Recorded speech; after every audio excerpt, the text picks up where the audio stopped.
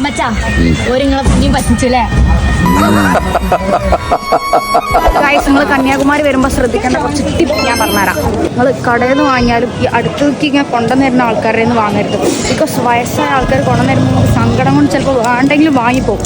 അതേ സാധനം 200 രൂപയ്ക്ക് നമ്മൾ വാങ്ങിയ സാധനം കടയിൽ 50 രൂപയ്ക്കാണ് ഞങ്ങൾ കണ്ടത്. അമ്മച്ച വീണ്ടും പറ്റിക്കപ്പെട്ടോ? പറഞ്ഞു വന്നിട്ടുള്ളൂ. വിവേകാനന്ദ പാറയിലേക്കുള്ള ക്യൂ ആണിത്. ഇപ്പൊ കിലോമീറ്റർ കണക്കിനുള്ള ക്യൂ ഉണ്ട്. ഇവിടെ നിക്കണം പോണോ? നിക്കണം. അതെ, ഇത്ര പേര് കൊണ്ട് പോകാനുള്ളതുണ്ടോ?